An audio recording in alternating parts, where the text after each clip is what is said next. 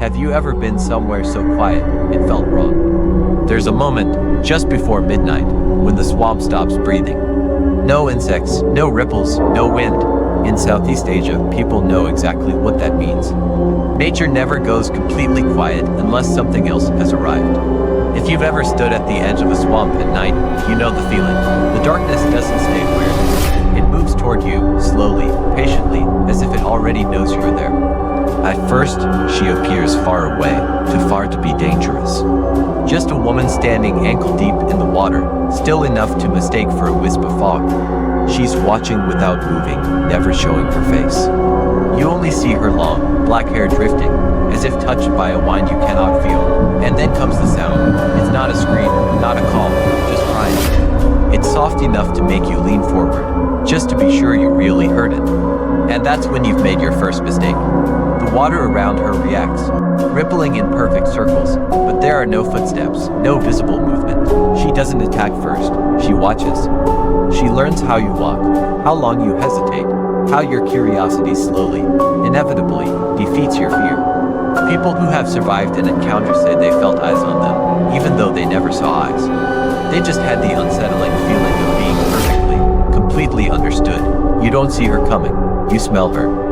It starts as a sweet fragrance, like plumeria flowers drying in the moonlight. By the time that scent reaches you, she's already close enough to know your name.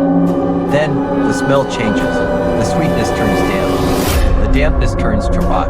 And that's when you realize you waited too long. This is why the villagers created rules that were never written down but were known by everyone. Never walk alone near water after dark.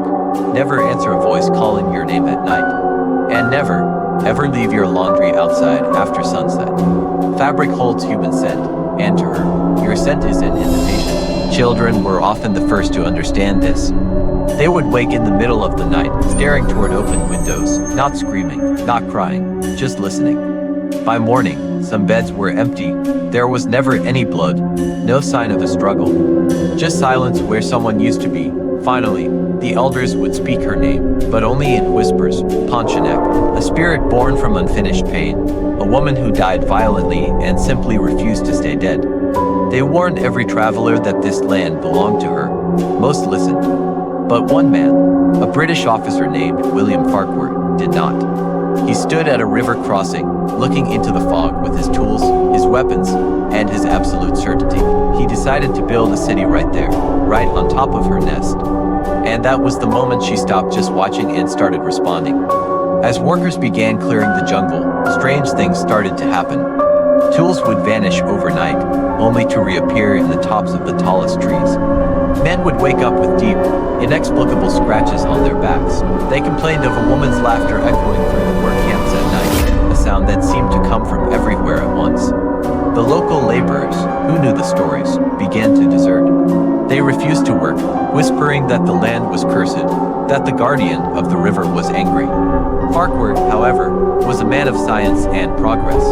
He dismissed their fears as superstition. To prove his point, he ordered a cannon to be fired into the heart of the jungle every evening at sunset, a symbolic act to drive away the so-called spirits. But all it did was make her bolder. The crying that was once distant was now heard just outside their tents. The sweet smell of plumeria was so strong it was suffocating. One night, a guard swore he saw a woman with long black hair perched on top of the cannon itself, her head tilted as if listening to the sounds of the dying jungle. He fled and was never seen again. The city was eventually built, a testament to colonial ambition. They even named it after her, in a strange, defiant sort of tribute, Pontiac. But they never tamed the land, they just built on top of it. The city grew, with concrete and roads paving over the ancient swamps. But the stories never went away, they just adapted. Now, she's not just in the swamps, she's in the dark alleyways, on the lonely bridges, near the canals that snake through the city like old veins.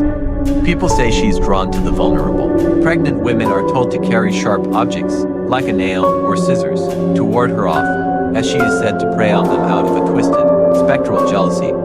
Her cries are now mistaken for the sounds of the city at night, a distant siren, a cat, the wind whistling through a high-rise.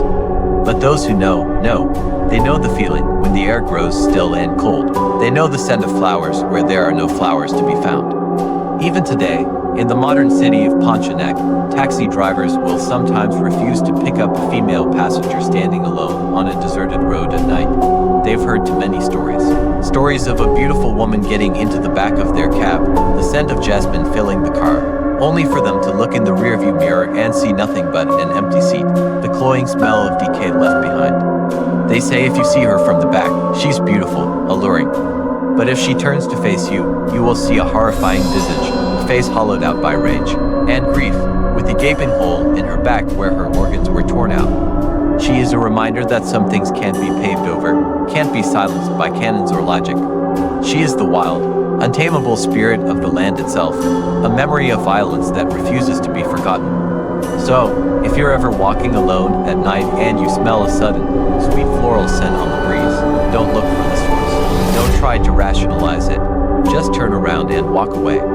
Don't lean in to listen to a faint, crying sound. Because her greatest weapon isn't her claws or her terrifying appearance. It's your own curiosity. It's the part of you that needs to know, that needs to see. And by the time you see her, it's already too late. She doesn't need to chase you. You will have already walked right to her. Thanks for watching.